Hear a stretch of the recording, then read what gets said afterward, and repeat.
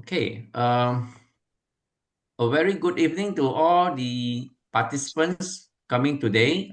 We are very grateful to have invited two very distinguished surgeons in the field of rhinoplasty. We are very happy to have invited Dr. Yves Saban as our speaker for the day, and also Dr. Kirana Thawat from Thailand, who will be moderating the session for today. So my name is Eddie. So let me introduce this our program today. So as before we begin today's session, I would like to briefly introduce an upcoming meeting that many of you may find highly valuable. This webinar is part of our lead-up series to Nose by Fats 2026, a highly focused international meeting dedicated exclusively to modern rhinoplasty techniques. Nose by Fats will bring together a team of international respected authorities in rhinoplasty and will take place in Bangkok from 17 to 18 of June 2026, featuring 2 days of scientific session, including lectures and pre-recorded live surgery presentation, followed by a dedicated cadaver workshop where participants can observe and practice key rhinoplasty techniques. For surgeons interested in refining the approach to preservation and structural rhinoplasty, this meeting offers an excellent opportunity to learn directly from leaders in the field.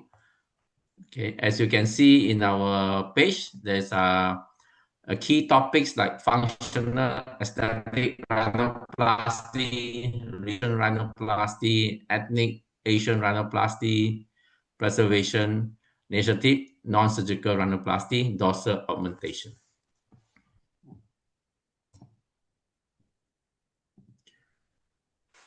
And these are our distinguished speakers for the event.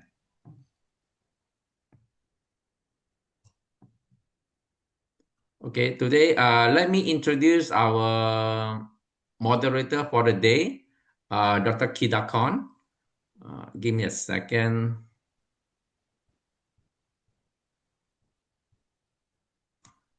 Dr. Kidakon has started doing structural rhinoplasty since 2010 after he finished his plastic surgery training. It was an era that everyone thought that Asian rhinoplasty is the art of silicone carving, while structural rhinoplasty is for Caucasian patients only. He started to apply Caucasian rhinoplasty, which he learned from Dr. Bahman Guyuron in Asian patients, and developed techniques by himself. Okay, so without further ado, let me pass on to Dr. Kidakon, where he can introduce Dr. Yves Saban. Kidakon. Yeah, thank you, Eddie, and welcome everyone for the webinar tonight. I think it's going to be a very interesting event. So because we have our world-renowned rhinoplasty surgeon from France, Dr. Yves Saban. So let me introduce him. I think everyone knows him already, but I'd like to introduce some of his history. So Dr. Yves Saban is a world-renowned facial plastic and maxillofacial surgeon. He is the past president of the International Rhinoplasty Research Society, or IRRS, and he got the honorary gold medal of Milano, Italy Plastic Surgery Institute. And also, he's the current general secretary of the European Academy of Facial Plastic Surgery. And apart from giving many scientific lectures in many international conferences around the world, he also wrote many publications and also books on rhinoplasty and surgical anatomy of the face and neck. So please welcome Dr. Yves Saban. So he's going to talk about his technique in the preservation rhinoplasty tonight. Yes. Thank you, Yves, for coming to teach us tonight. Thank you very much, Kidakon. Thank you very much also, Eddie, for the invitation. It is really a pleasure, and good evening to all my friends who are listening to us this evening. Congratulations, because I know that for you it is pretty late. For me, it's just 2 p.m., so it's much easier. Um, well, it's really a pleasure being here with you because when Eddie asked me to participate, I said, okay, yes, I would love it. So, this evening is mostly to give you the taste of what we can do together very soon. And just a tour to Kitakon, because Dr. Kitakon, I met him in Korea recently, so we have had a very nice meeting, nice evening together. And all my life, I remember the amazing welcome I have had there. And he was introducing me this very special evening. And so thank you again, Kitakon, for your welcome. That was really amazing. Thank you so much. I would like to start with my presentation. This evening, my presentation is mostly about the principles of preservation rhinoplasty and the interest we can have in practicing this surgery. Of course, it is at the moment, it is mostly dedicated to reduction rhinoplasty and also mostly to preservation to the primary cases, but I will show you that we can do this in other circumstances like revisions as well.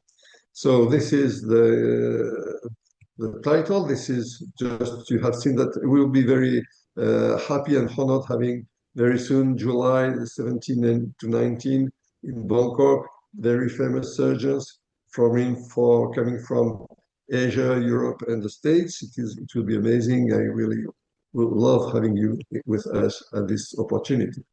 So these are my certifications, and okay, you know that. Daquan told you already. Well, what is my recent contribution to rhinoplasty since 1984? I started in 1984, so it's not very recent. This is the privilege of aging. And I did my medical thesis in 84 on lateral osteotomies in rhinoplasty. You see, so it is almost 40 years study. Nowadays, I have about 15,600 reads for my papers, many citations, and the RI score is good. And so let's go. And so this is the most famous paper that made me, in 2 words, like famous, but even if I started very early this surgery. So this paper was published 24 years after I started already these techniques, but as you may know, it is very difficult to publish paper when you are not in the good stream for that. I have also presented and written many papers on the SMAS, facial anatomy, the ligaments, and many concepts on preservation.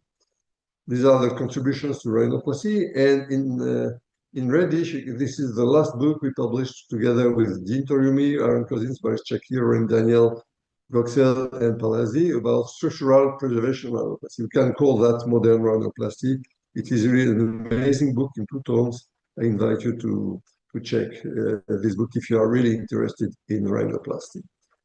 You know, when you are alone, you cannot go on very fast because you are just learning by yourself. But when you are part of the team, things are much easier. So this is a picture done with Dean Toriumi in Nice during my meeting 2 years ago. And this is another picture done also in my meeting 5 years ago with, you can recognize many people, you know, probably here. I will not give all the names, but all of them are very famous and very kind friends at the same time. And as you know, it is important not only to perform surgery, but also to know the anatomy. And that's why when you know the anatomy pretty well, you can go from the anatomy to the surgery and come back. And as you can see, I have written a few books of dissection on facial anatomy, and it was an important help in my life. So now going on with the philosophies in rhinoplasty.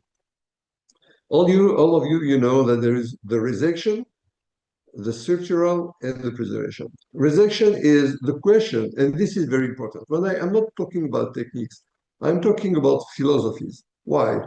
Because when you see a nose, when you visit a patient, when you are performing mostly resection following Joseph, then the most important question you are asking to yourself is, how much hump should I remove? And then you decide 1 millimeter, 5 millimeters, 1 centimeter. The question is how much hump I should remove. When you are performing structural rhinoplasty, the main question you are asking to yourself is, what kind of graft will I use for this patient?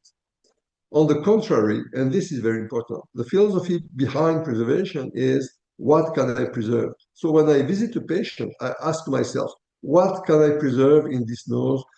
How can I make this patient better, the nose of this patient better, rejecting and removing the less possible? And this is very important. So it's mostly a philosophy. And from this philosophy, the techniques are evolving. I would like to say that, according to that, there is no universal rhinoplasty technique, because all of you have performed different techniques. All of them are giving very good results. But if we ask to ourselves how to optimize my result, which procedure is really offering the best benefit risk ratio, then we start thinking about how to improve and how to perform rhinoplasty. So what is preservation rhinoplasty? We can call that in a way like an organic septal rhinoplasty, because we try really to preserve, the dorsum, the septum, the alar cartilage, and the soft tissues. And this is important. We try to preserve all these different structures. And nowadays, preservation is really increasing a lot, because when you are alone, like it was my case for more than 20 years, nobody is listening and nobody is learning, even if you are performing courses. Now that we are many surgeons doing that, the evolution is really spreading like exponential. But remember, the learning curve is very thorny. It looks easy, but look, if you look on this tree on the right, you can see there are a lot of pikes showing you that it is not as easy as it could look like. So why is it spreading so much as a gold standard in primary rhinoplasties? I would like to show you two patients to whom I performed this surgery. This is the case of a lady. She's 18 years old. This is her pre-op photo, and this is the follow-up from 18 years old till 32 years old, without any touch-up, no injection, no Botox, no filler, no surgery, nothing, just natural evolution. And you will ask me, so why did you see her almost 15 years later? Because she came with a friend of her who wanted to perform a rhinoplasty, and I took this opportunity to make photos. And so you can see it is very interesting to see how the nose is evolving with time. Look at this. After 1 year, it was still a little bit thick or wide or broad. But with time, look, without doing anything, the nose is really adapting, evolving according to the aging of the patient. And generally, it fits very well with the face, because as you don't remove anything or very little, then the nose is evolving very naturally. So this is her oblique view. If you look at the nose, look at the angles between the nose, the forehead, the upper lip. And again, this is, if you see her almost 15 years later, you can see that it is a very natural nose, like nothing had been done. But look how, for example, the nasolabial angle is evolving. There are some little changes there, and there is a kind of movement on the dorsum that is very slight, but is existing. But most important is that it is very natural, and patients are happy with that, at least the ones who want that. This is another case, 13, 3 years old. She came like this in my office, and this is her 1 year post-op, and I did exactly the same. If you look at her eyes, the eyes say everything. On the left picture, she looks like very unhappy, sad. On the right, she's bright, looking in front of you, looking in your eyes, much confident, and she's very happy. So this is the power of this technique, because as you are not damaging anything, then you can really give very natural results. So the question is how to prevent from the deformities that can follow resection rhinoplasty. And this is, I will tell you my story in this case. This is a patient. And this is my case. I did the surgery on her in 1987, and this was 2 years after 1989. And then I see that kind of result. The profile was good. She had the tension nose. But in front view, she had all the deformities, open roof, inverted V, collapse of the middle third. She was happy with that, the result. But when I saw that, I said to myself, oh, this is not acceptable. And so what happened? I said to myself, so I tried to understand what happened and how to get from this bad result, from this kind of result we can achieve with the preservation. Of course, this is not fair because this is not a good result from resection, and this is a pretty good result after preservation. But anyway, we can understand the differences between the two different techniques. So the question is how to move from the resection to the preservation. I would like to tell you that the first thing, if you want to read, if you are interested in learning that, or at least to understand better, you have to go to the anatomy lab. Because the anatomy lab will tell you what are the differences between the nose. And obviously, showing these three different dissections, you can see that you will not perform the same technique on the left side than on the right side, because the noses are different, the bones are different, the cartilages are different, the skin is not the same. So obviously, you cannot always perform the same surgery because you will have, of course, sometimes excellent results, but sometimes we'll have disappointments. And this is what we want to avoid. This is the team we did this picture 2 years ago. And we did a private dissection. I repeat, it was a private dissection in France, just for us, in between us, to understand better the concerns and to try to improve. This is me, this is Goxel, Baris Chakir, Charles East, Dintoriumi, Kovacevic, Shortikov, Jabo, and our host, who was Vincent Patron. So go to the lab. And if you go to the lab, and if you perform a traditional rhinoplasty, removing the hump, if you look from outside, it's very nice, you have very good results. But if you look from inside, what do you see? You will see the edges of the bones. On the dorsum, you will see the collapses of the upper lateral cartilage on the septum. Of course, this will lead you to perform other techniques like spreader graft, like spreader flash. But anyway, why to make your life difficult if you can just preserve the nature? Then, if you are in the lab, you can work on this key area. That is the central zone of the dorsum. This is on the profile. I removed everything except the skeleton and the skin on the bones. And then you have the names of the structure, the nasion, that is the bony structure. Second is the deepest on the radix. Kyphium or Kyphium is the highest point on the profile. Rhinion is the visible point of connection between the upper lateral cartilage and the dorsum, and the W point. W point I will explain better. On the right slide, you can see that when you have cut in the middle, and this is an old specimen, you can see what we must understand is this overlap between the septum on the midline and the nasal bones that are here. And on the side here, this is the upper border of the upper lateral cartilage. And you can see how important can be this overlap between the upper lateral cartilage and the nasal bones. So you understand that if you remove that, then you are removing a very important stabilization structure of the nose, and you can have some concerns with the upper lateral cartilage.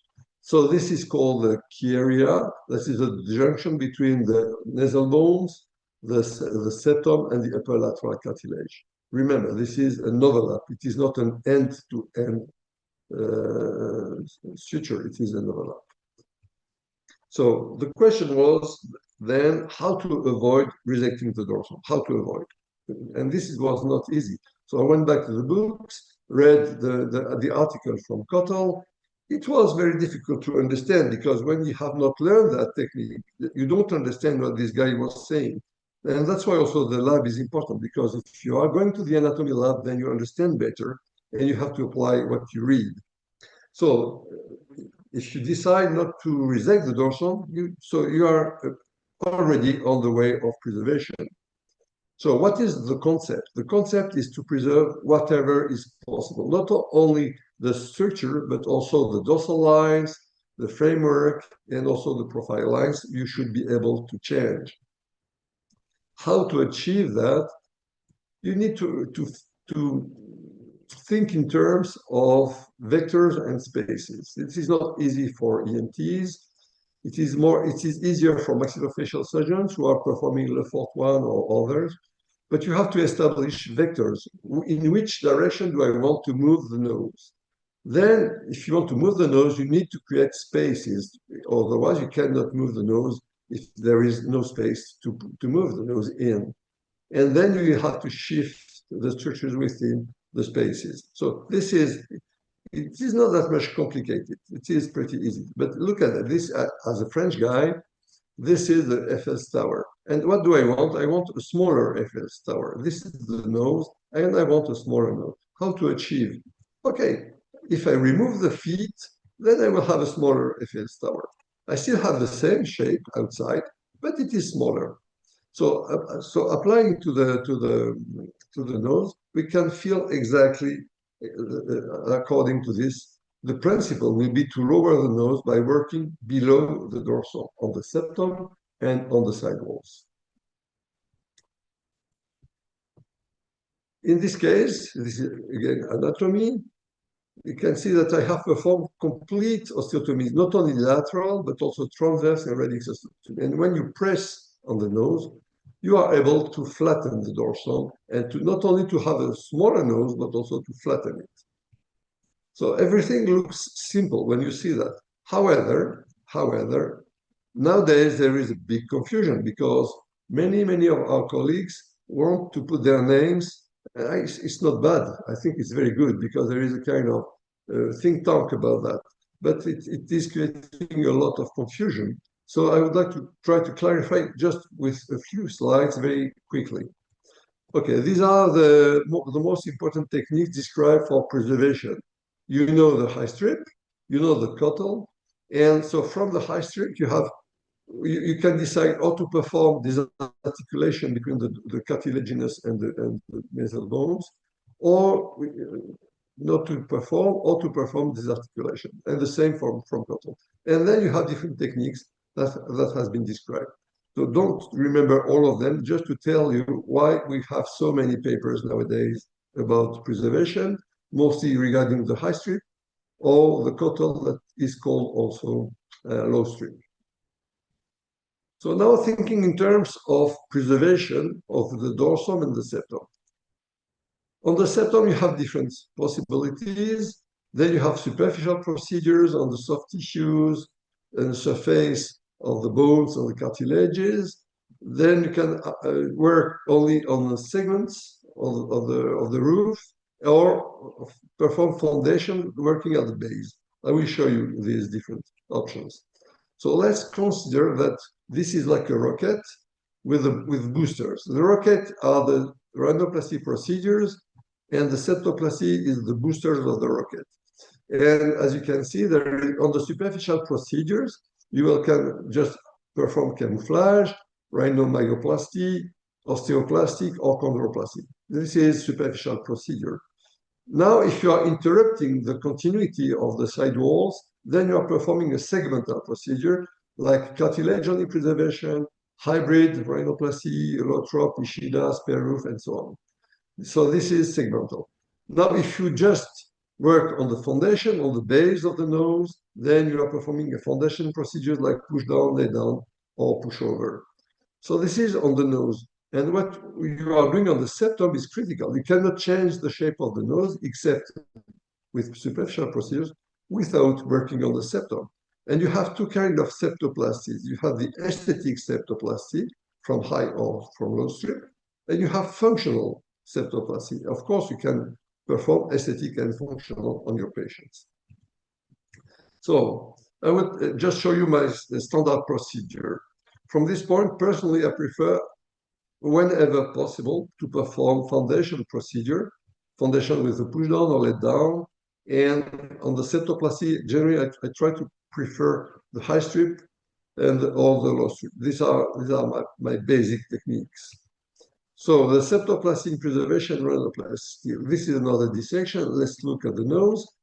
So you have removed the skin and the perichondrium and the mucosa. So you can see that the septal cartilage is completely enclosed in a bony framework. Nasal bones, frontal process frontal spine, nasal spine of the frontal, ethmoid plate, vomer, and maxilla. And you understand when you see this picture what is happening during the adolescence and the growth of the nose. The bones are pushing the cartilage forward. The cartilage tries to find his place and is going upward or anteriorly. So, but anyway, what are the subdivision, or segments of the cartilage? This is the dorsal segment, the one we want absolutely to protect when you're performing a structural rhinoplasty. Then there is the caudal segment, that is the caudal edge. And you can see that the dorsal segment and caudal segment are creating the L-strut philosophy of the septoplasty. And in the middle, you have the central segment that is mostly the place of harvesting. We are taking the cartilage for grafting most of the time. And the inferior segment is where the septum is applied on the maxilla. And these are the different segments. Basically, it is very easy to understand and to remember. From this point, you have some points. The anterior nasal spine, the anterior septal angle, the W point, I will tell you more later if you don't know what it is. And in between the W point, that is the end of the upper lateral cartilages and the anterior septal angle, there is a cartilaginous segment that is the Waza segment.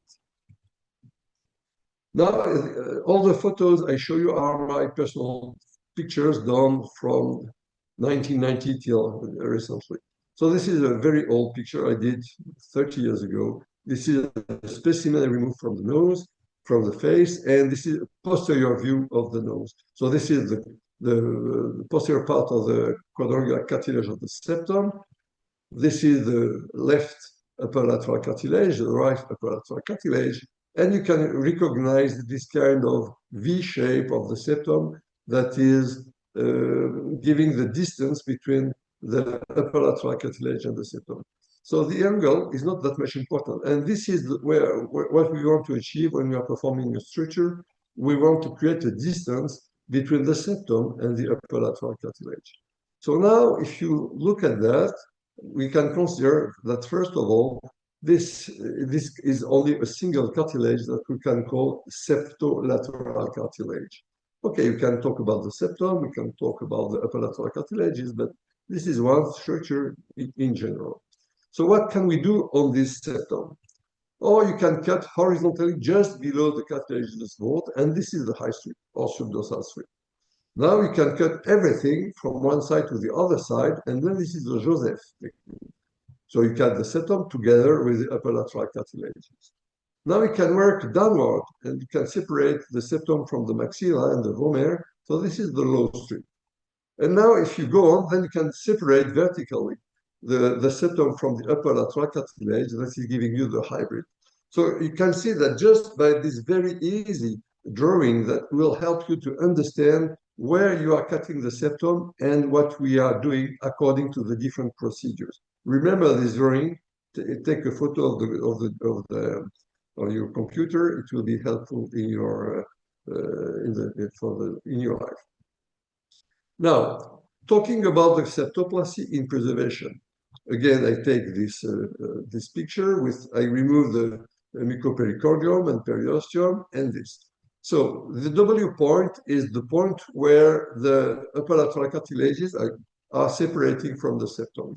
It creates a kind of W I will show later. But from this W point, you have many options. From the W point, or you cut horizontal and you're performing a Saban or high strip or subdorsal strip.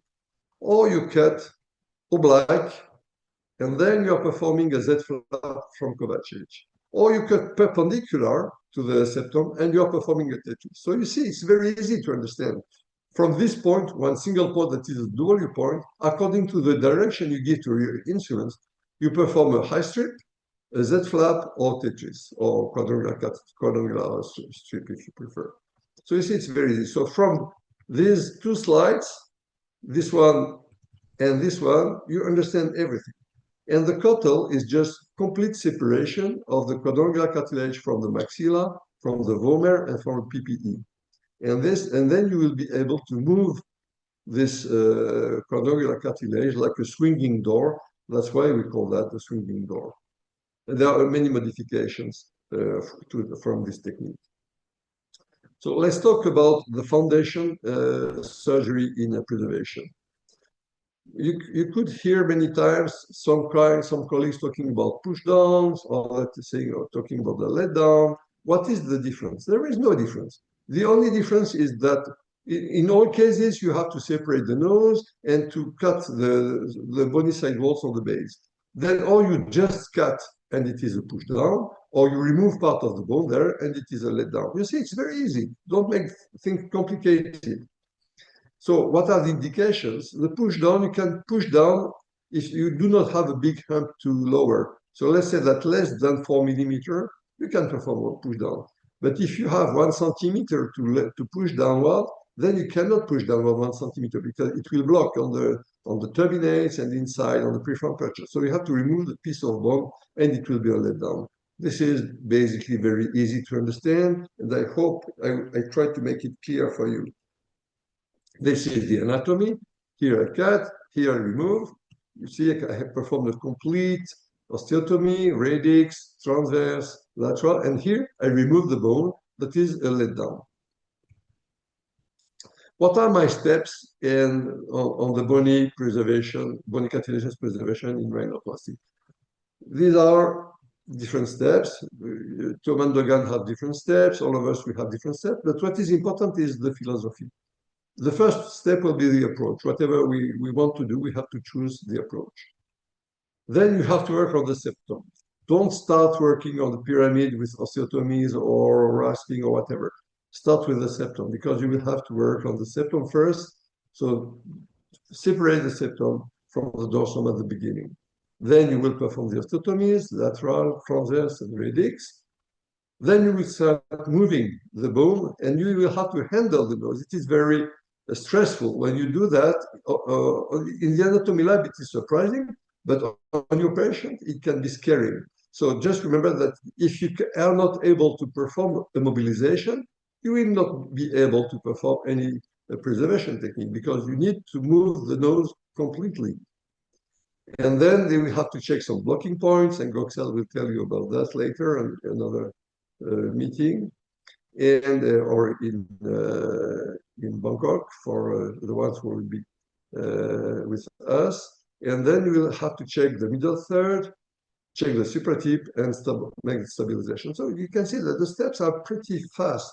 It can take half an hour to do all these different steps if you're experienced. So let's say this in anatomy. First step is the approach.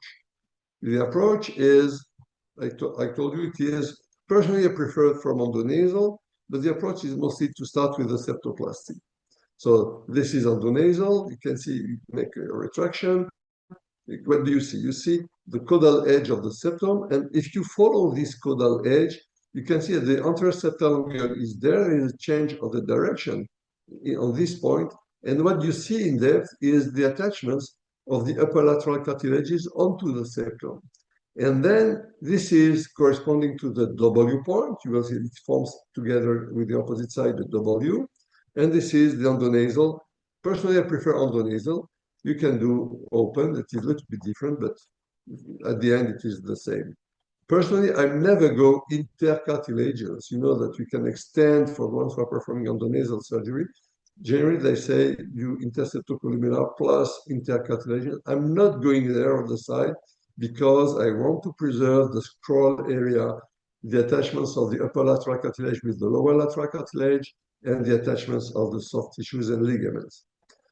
Once you have done the undermining, so you can see exactly the same view, caudal edge, anterior septal angle, then you can start performing you have to check the anterior septal angle. Then you start performing the buccal elevation, and you see very easily what I call the W point. You understand what I name this point the W because it's really like a W.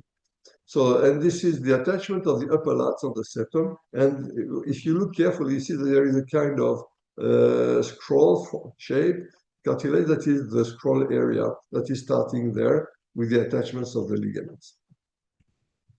So then, if you are performing endonasal, you have to decide, or you perform horizontal cut, just to remind you, and it will be a high strip, or you perform oblique cut and it will be a Z flap, or you perform a perpendicular to the edge, and it will be a Tetris. So personally, I like the high strip because it is very easy to perform, easy to control, and there is no risk of losing the control of the nose. So this is an example. This lady came to me with this kind of nose.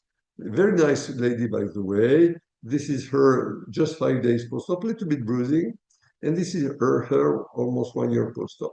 And in this case, what is a good result for me? The good result is when you forget the nose. Here she's nice, but she has not a nice nose. Here she's nice because she has nice eyes and nice smile. So it makes the difference. So you have to forget the nose and to make the nose that fits well in the face. This is her surgery.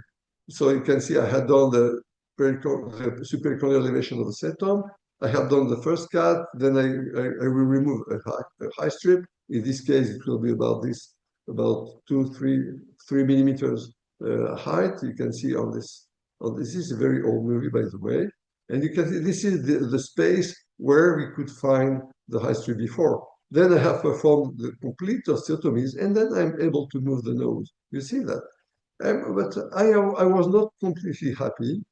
So I went back in the nose, put my retractor just below the vault because now I have space, and I can cut under direct vision a second strip. So incrementally, and I repeat, incrementally, you can remove millimeter by millimeter. That gives you a nice spreader graft, by the way, and that allows you really to perform the exact profile you planned before the surgery. So this is a second strip and so on. Okay. So you understand that it is a very safe procedure because you cannot have an excess of resection because you are doing this under direct vision. Then here I'm pressing on the dorsum, and you see that the nose is going at the contact. So this was her before, just immediate post-op and 1 year post-op. She wanted this kind of nose, and she is very happy with that. This is her oblique view. She's like a movie star now. So, as I told you, first is the septum, first is the approach, second is the septum, third is the dorsum. You have to decide what to do. And then on dorsum, I repeat, it is important, you have 3 kinds of procedures. Superficial, that are rasping, fillers, whatever you want. It is superficial procedure. Or you are interrupting the bony cartilaginous vault, and it can be segmental if you're just working on the roof, or it is foundation if you are working on the base.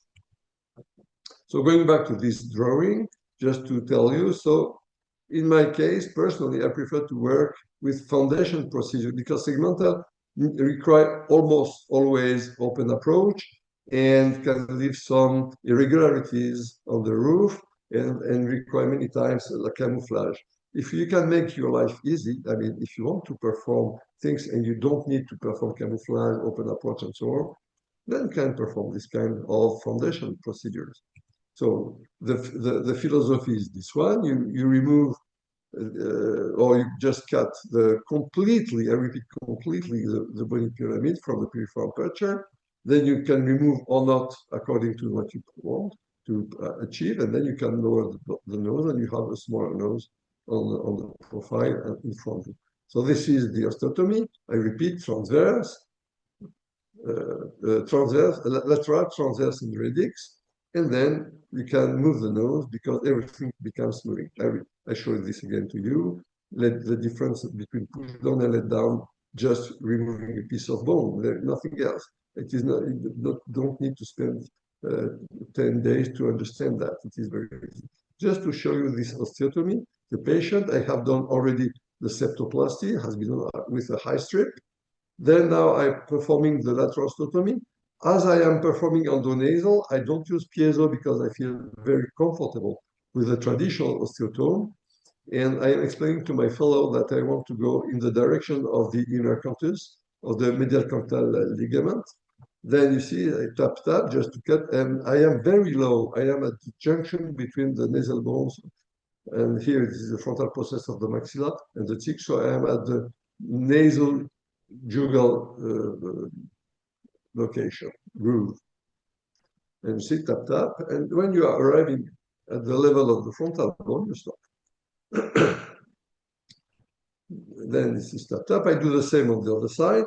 a little bit cooling the first side, then I can show you just to show how I perform. So I perform lateral osteotomy on the nasal, you see that? And I perform my transverse osteotomy. I just make a stab incision, 1 millimeter incision that is never visible.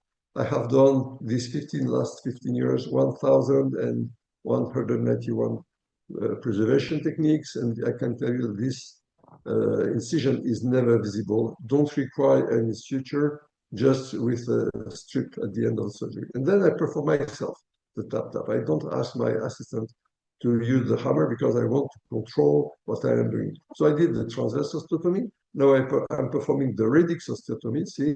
So I'm completely separating the nose from the face. And look at the direction of the osteotome. It is in the direction of the nose. Of course, it is not in the direction of the brain. Then you see, you can move the nose and immediately you see that the shape of the nose change. You can see how much we can move the nose. So this is the profile at this step. Now the question regarding the radix osteotomy. Just using this stab incision, you see the incision? 1 millimeter in the crease, never visible at the radix, exactly at the level of the cilium. Then tap, tap, tap, tap. Then I will take an endoscope because my question was, where am I really in the nose? I presented that in about 8 years ago, see, in this meeting. And then going inside, see, so you can see here, I'm in the nose. I'm not in the brain. I'm not in the frontisinus. And then there is really no risk with this osteotomy. So this is the location of the radix osteotomy. And you can see that we are pretty anterior to the frontisinus and very far from the skull base, that is 2.5 centimeter posterior at least.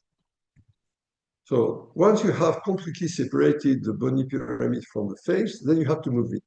So this is the mobilization. Don't try to press, don't try to perform immediate push down. Just check the mobilization. It must move. If it doesn't move, it means that you have still a bridge, bony bridge, that you have to get rid of it. So you move the nose. This is surgery, this is anatomy. So look at this patient. I did the septoplasty and the osteotomies. If you look at his nose, he had the deviation to the right side. I performed and then just gently push the nose. If you look again, deviation, click, it is finished. To perform a deviated nose, it takes 30 minutes. You don't need spreader-graft, open approach, disarticulation, nothing. So it is really very, very effective. And this is what made the intermediate change his mind. He changed because of that. He found this so easy. He told me it made his life easy. Thick and the nose is straight. Okay. So once you have performed the complete osteotomy, I repeat, lateral, transverse, and radix on both sides, of course. When you have done the septum, then you can press, and you can see that the nose is going inside the face. This is before, and this is after pushing. So, but if you have a hump, and I will tell you later, it is important. If you have a hump, if you push down, you still have a hump. So you have to deal with the hump. Just make the nose smaller. So if the nose is straight, it is fine. But if there is a hump, you have to deal with the hump before pushing down.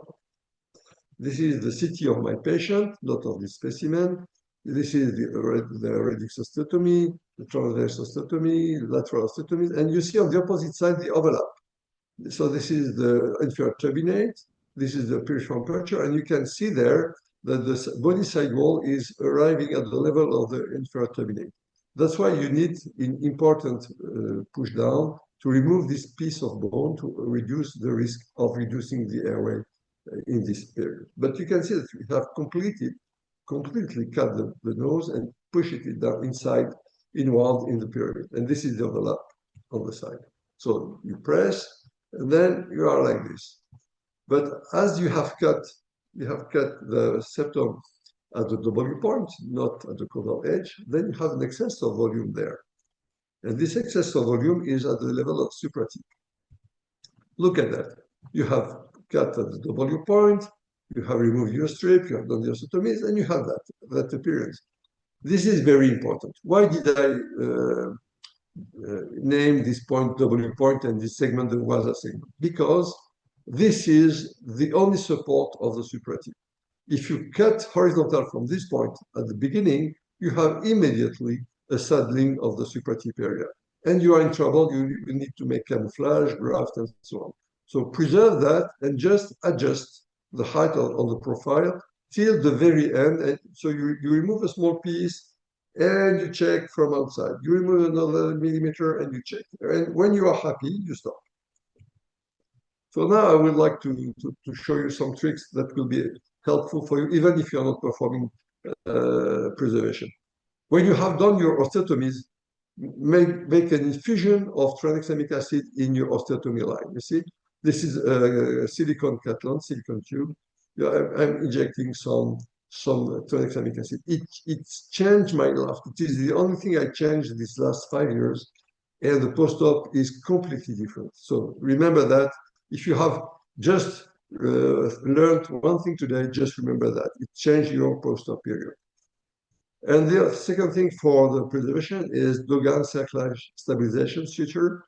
You have to use that to perform if you are doing endonasal procedure, because you want to recreate a connection between the septum in the midline and the cartilaginous bone. Because as you have separated the septum, you need to perform again to readapt the bone on the septum. So in summary, this is a videotech courtesy from Sylvie Pognac from France. She's not following the steps I'm doing, but just to show you again what is important. So she's doing tip procedures. It is out of my presentation today. Then she will show you the sepal strip, the complete osteotomies. So this is the diamond tip sutures with Kovacevic or with Gruber, whatever. Then you will go on the septum. Remember, septum must be the first. It is not the case in this video. This is important. Remember that there is some mistake, but remember, just giving the opportunity to repeat that to you. Then you can perform a let down if you need, removing the piece of bone, removing also a septum on the midline, and then once you have done everything, you will be able to move. If you need more cartilage, you can use the central part of the septum to perform a strut, like can be septal extraction graft or whatever. And then you will be able to perform the lowering, and you have nice dorsal lines at the end of surgery. So, but what is important is to remember that you need to select, to have a very precise patient selection. This is critical. Patient selection is critical because, and I will tell you why.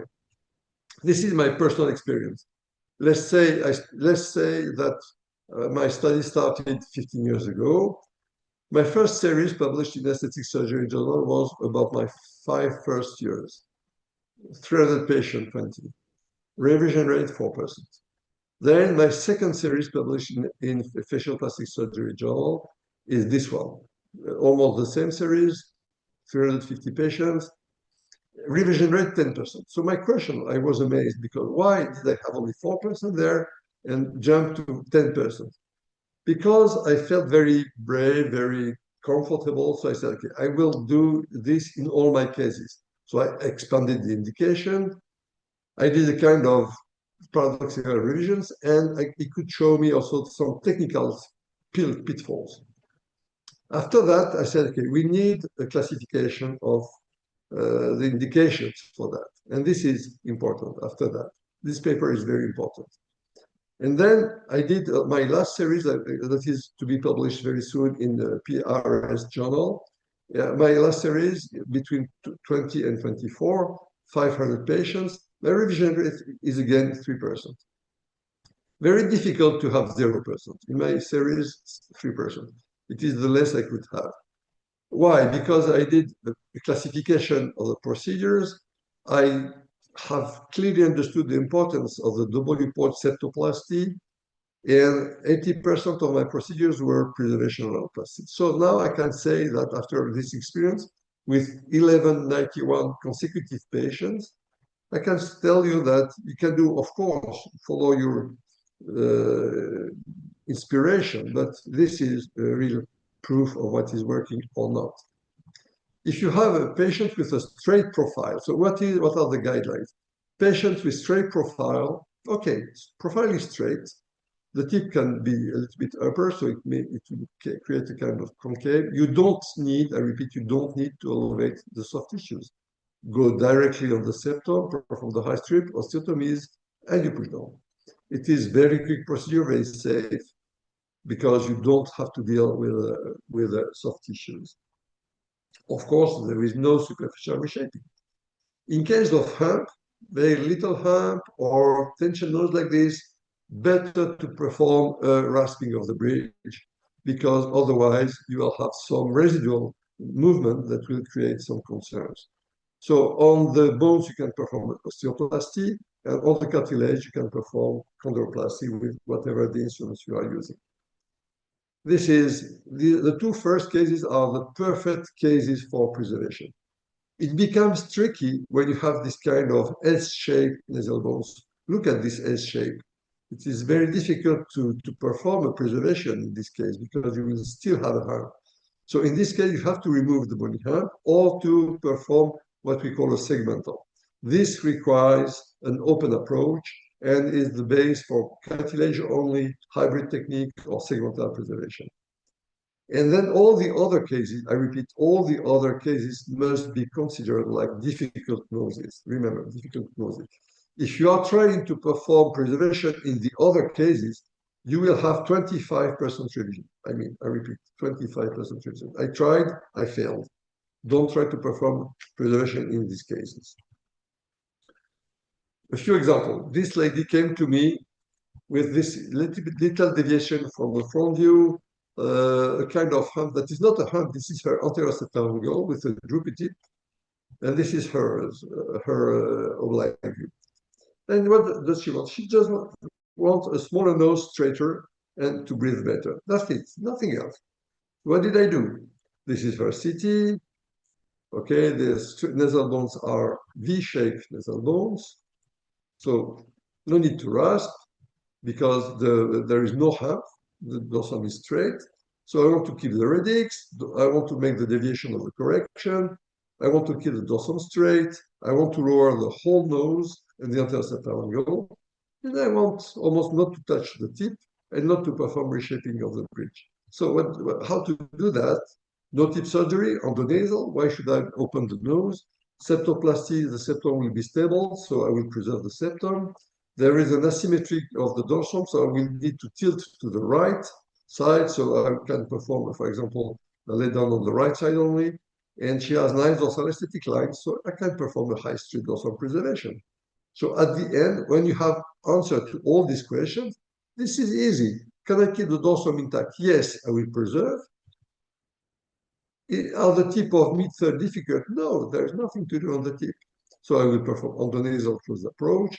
Is the septum stable? Yes, I will perform a high strip. So then, at the end of the analysis, you know that you will perform a very easy procedure, 40 minutes, no soft tissue elevation, no tip surgery. You remove the high strip, perform the osteotomies, push down the nose, and you will get the result. This is her result after a 40 minutes procedure, no tip approach, no tip surgery, and no dorsal undermining. You can say it is not perfect, okay, but she's very happy. She has exactly the outcome she wanted. And look at how we change the whole nose that fits well in her face. So this is easy procedure. This is her osteotomy after the procedure. Deviated noses. This lady, difficult case. Believe me, this is a difficult case, whatever the technique you use. With the preservation, in this case, 45 minutes. Just put the nose on the midline, make the correction of the septum, perform the tip surgery, and improve the nasal angle. Not much, but mostly look at the dorsal aesthetic lines. It's amazing how it changed. That she had also a narrow piriform aperture. So whatever technique you do, if you have a narrow piriform aperture and if you don't do anything there, the patient will not breathe after your surgery. Then you have to remove a piece of bone there, and then you can enlarge the piriform aperture, and you have patient is very happy. This is her after 4 days. I told you with the tranexamic acid in my osteotomy. Remember that. Thoracic mastotomy, this is her 4 days post-op. Even if I had to change everything in her nose, amazing. This is her when I just removed the cast. Another case, deviated nose with little hump, deviated nose to the left, same thing, no, little bit rasping here because it had a hump, and just rasping a little bit. Endonasal procedure, no tip surgery, put the nose straight. This is finished. This case, more difficult. Deviated to the left, nice dorsal aesthetic lines. If you look at the lines, they are nice. Well, I want to preserve these lines, but you can see that the bony side wall on the right is much longer than the left. So I will remove here a lead down on the right side, not on the left side. Turn over the nose over the midline, enhance a little bit the tip shape, and that's it. Look at her video, picture before and pictures after. And she had also, and this is important for all the deviated nose you will see, many, not all, but almost all, you have this deviation because there is a hypomaxilla on the left side. Look at that. On the side of the deviation, there is a hypomaxilla. In this case, to improve that, what I have removed from the nose and the perpendicular plate of the vomer, I put on the bone here. I made a small pocket underneath the ala on the bone, exactly on the bone, and then I could just change this. Otherwise, I could not have achieved this kind of result. Other cases, quickly, straight nose, macrorrhenia preservation, it changed completely her face. She has a kyphotic nose, the same thing with the type 2 rhinoplasty. She had over-projected nose, you rasp the hump, you change the tip a little bit, and you have very nice natural result. About the male patient, you know that male patient can be tricky sometimes. I will show you a few cases. Just little rasping, pushing downward, preservation, pure preservation, nothing else, nothing else. This is the outcome after 4 years. The same thing here, big nose. I had to make a little, some tip refinements, but almost the same thing. She wanted a less prominent nose. In this case, even in very high radix, you can keep the radix and just change the shape of the bridge, and you have very natural nose. So this is in the nose. So I showed you deviation. I showed you male. Now I show you teenagers. Teenager, straight dorsum, almost straight dorsum. The tip is nice. So I repeat, nice dorsum, no skin elevation, nice tip, no open approach, everything from inside. This is a simulation. This is the outcome. This is her 3 years after. She was 15 years at the time of surgery. I showed you this one already. She was 14 years at the time of the surgery. This patient, no skin elevation, just no tip approach, just dorsum wear. Now, if you have a hump, tension or small hump, you have to perform skin elevation. This lady had little hump. She wanted no hump at all. She's teenager as well, 17 years old. She had much smaller nose, and she is very happy. This is her. She had tension nose. I didn't rasp enough. She still had a kind of wave here, but she's very happy with this outcome. And look at, she had a retraction of the LA as well that is corrected by the surgery. She is 15 years old with the deviation to the left. This is early post-op, and this is her profile after the surgery. So now let's go on more difficult cases. I will end very quickly now. Humpy noses. You cannot perform preservation in this case, or you will be disappointed. Every time I try to perform preservation, I had more than 10% revision. So forget preservation with foundation technique. You can perform spare roof B, you can perform Ishida technique, you can perform dorsal roof flap in this case, performing a segmental rhinoplasty through an open approach. But anyway, in these cases, 16 and 17 years old, I did a hybrid technique with bony hump resection and cartilaginous push down. This is this one 17 years old. This was 16 years old. And to finish, just think about doing preservation also in revisions after structural rhinoplasty or Joseph. This lady was coming from another city for making a revision. She has had a structural rhinoplasty, was unhappy because of the size of the nose.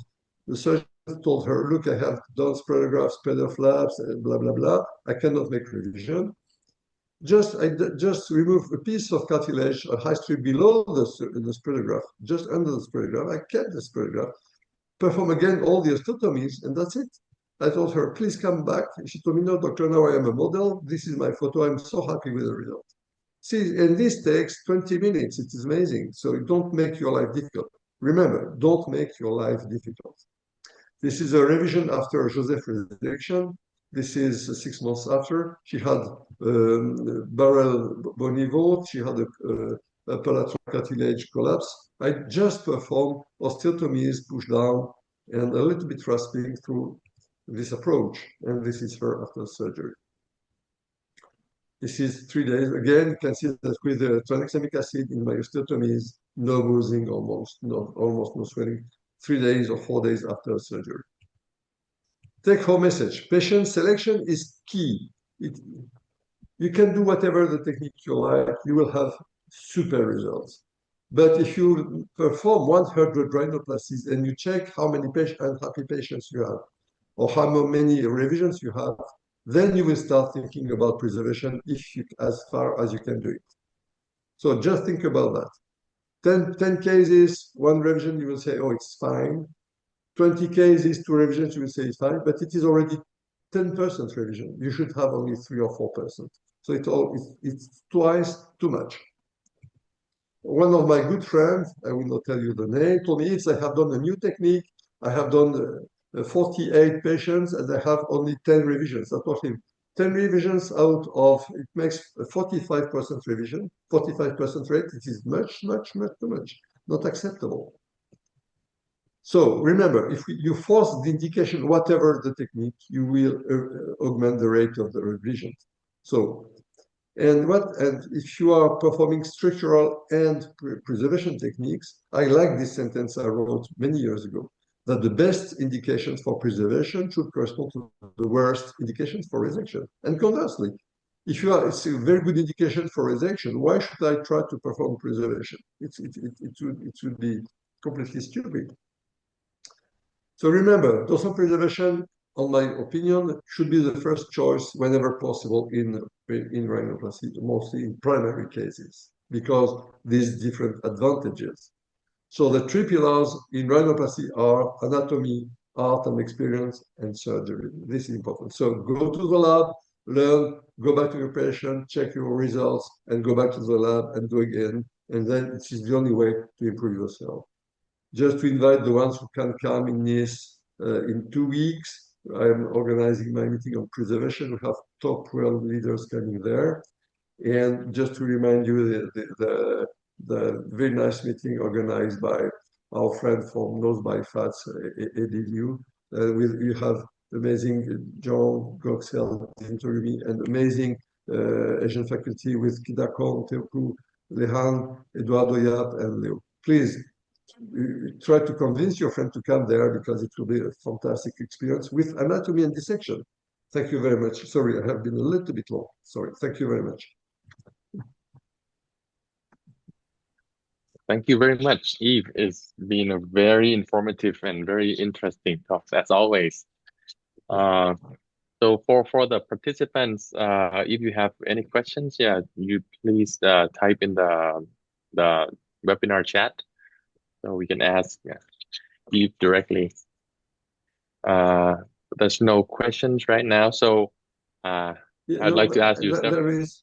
There is? Yes, on the Q&A, there is a question, can you perform preservation in cases with LLC oriented towards the medial canthus? Yes, of course. Of course, yes, because you can perform mostly bony cartilaginous preservation, and you can also perform a complete lateral crus repositioning. So there is no conflict on that. So this is an important point. About the tip, how to locate new domes point. Okay, this is out of my topic today. I can answer if you want. Otherwise, okay, I can say, okay, just how to locate the new domes point. There are different ways you can check from, you have two different ways to analyze. First, from external, just put the tip at the position you want. You can mark the skin.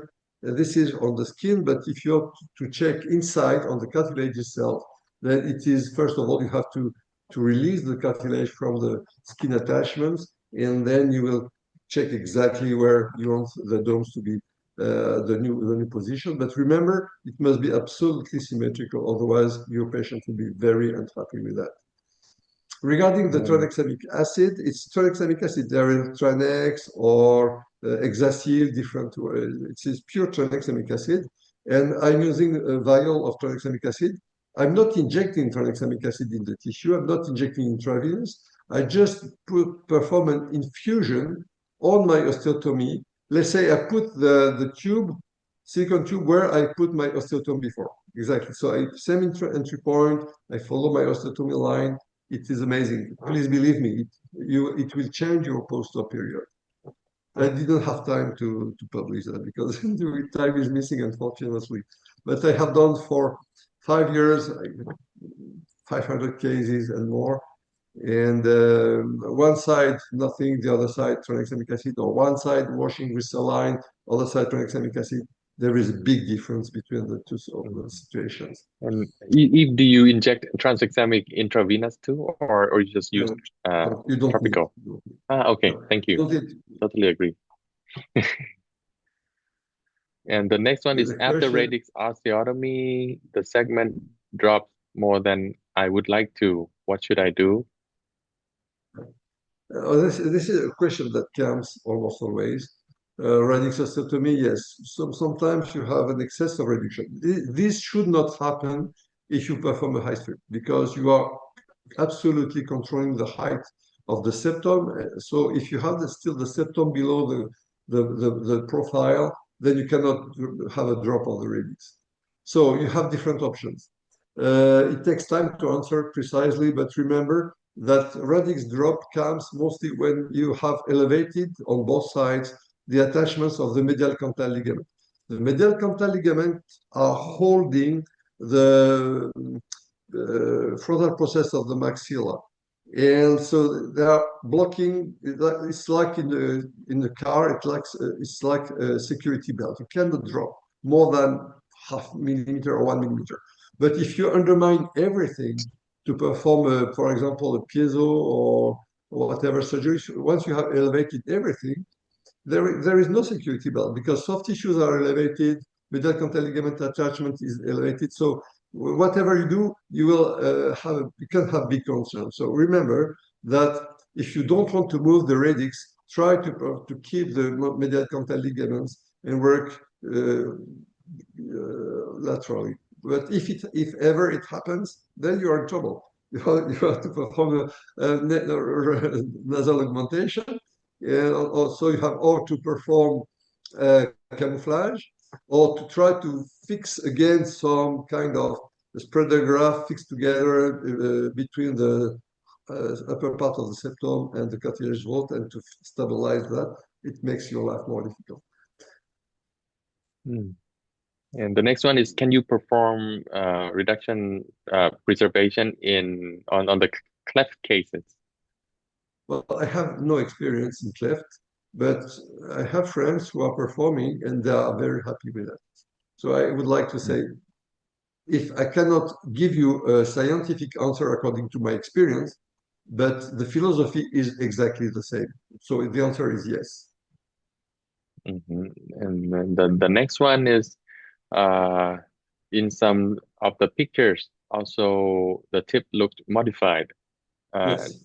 Did you do it Yes. by the close technique? Yes. I do open approach only when I have difficulty or when I need to deal with the mid-third. I know that it will be very difficult to manage the width of the mid-third, to perform a chondroplasty, whatever.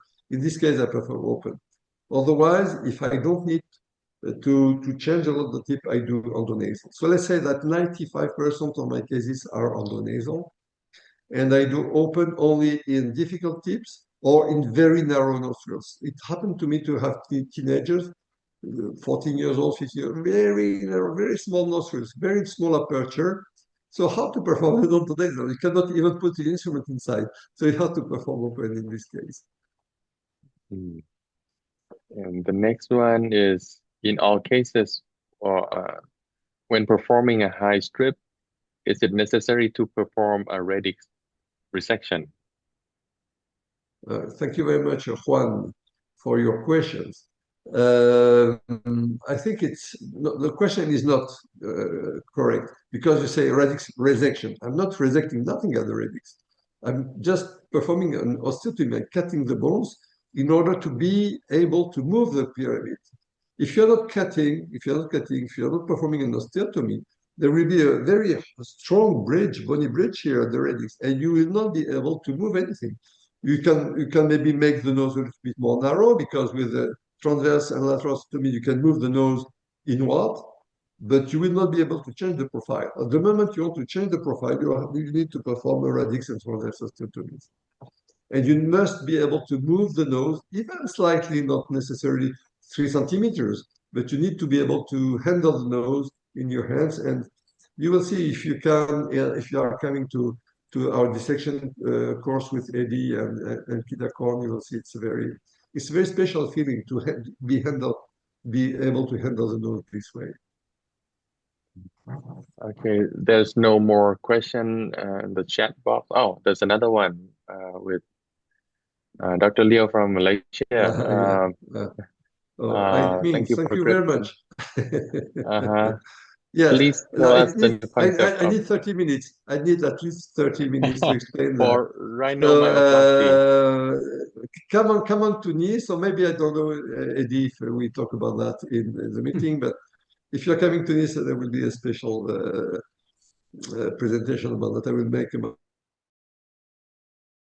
class on that.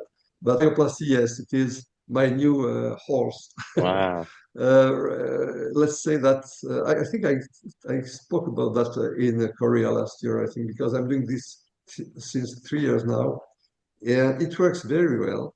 But I am doing rhinomyoplasty in 10%, not more, 10%, 1 patient out of 10. But it works very well from cases where before I had a kind of alar remodifications due to the action of the muscles that were pulling or upward or laterally. So it was very difficult to achieve without acting on the muscles. Because in rhinoplasty, what did we learn? We learned how to perform cartilage, how to work on the bones, how to perform skin resection sometimes, but nobody was talking about the muscles in rhinoplasty.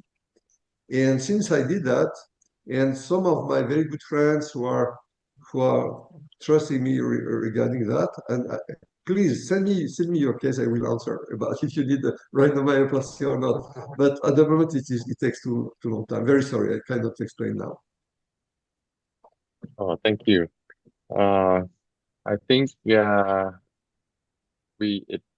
it's more than an hour. I think we should wrap up the session. But before we end, I have a question because we have so many Asian participants. Regarding to your dorsal preservation techniques and your algorithm, do you do the same or you think the same for Asian patients?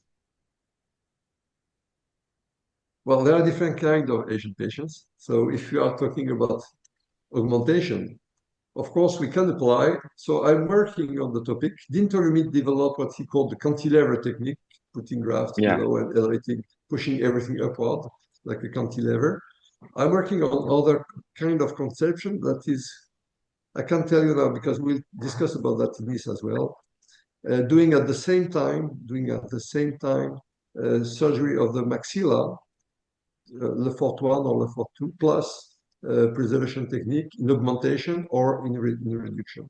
It works, it is absolutely amazing, but it is very new and we need more cases. We have done only 3 cases, clinical cases with amazing results. But so now how to apply the preservation techniques on Asian patients, talking about augmentation, there are possibilities, but Dean will use these cantilever techniques. Otherwise, the concepts of complete osteotomies, if you have, for example, deviated nose, or if you have wide noses, but with straight profiles, you can adapt, change the shape of the nose, put it straight, or just make it more narrow with preservation techniques, even sometimes without doing any endonasal approach, nor open approach. Sometimes, for example, in what I call barrel noses, like very convex nasal bones, but with nice profiles, and that on the front view you have only wide noses, then you can perform, let's say, an percutaneous osteotomy through at the level of dorsal aesthetic lines, a second osteotomy at the, like intermediate osteotomies, and you can perform then low and transverse osteotomies. And then everything it was like this, and it comes like this. So you are able to change everything without performing any skin elevation, just percutaneously. But it's just a question of then your brain will work. Once you know you can do many things, it works. Wow, interesting. You're very innovative. Yeah. I think it's time for today. Yeah, so I think we all learned a lot, and it's like truly an honor for me to be a moderator for you. So I'd like to thank you very much. And so I'd like to pass it over to Eddie to close the event tonight. Thank you, Yves. Yes, thank Just you. 1 second. Eddie, excuse me, just one. I would like to thank you all very much because it was really, believe me, it was a true pleasure to be here with you. And I enjoy being with you, Kidakon, again. I enjoy seeing you again. And Eddie, thank you very much. So, excuse me, Eddie, I was interrupting you. Thank you, Yves Saban. Thank you, Kidakon, for the evening. And most of all, to all the participants has been spending time, precious Sunday evening to join this webinar. It's great, a pleasure hosting both of you and also the upcoming Knows My Pets. As you can see on the screen, all the distinguished speakers. And good news, I think we have been compiling the topics and for the July conference. And right now, most of the participants can log in to the Fetch.my, where we have uploaded the presentation topics for the 3 days, and also the specimens demonstration, and also the specimens hands-on session. So, with that, thank you very much. And we shall close the webinar for tonight. Thank you very much. Yep. And this is the upcoming webinar where we also very grateful, a good friend of Yves Saban, Dr. Dean Toremi, and also another distinguished speaker from Philippines, Dr. Eduardo Yap, who's going to moderate the session. And it will be scheduled on this month, on 29th of March, about the same time, 9 p.m. on Singapore time zone. Thank you very much, everybody. Good night. Okay, good night. Good night. Good night.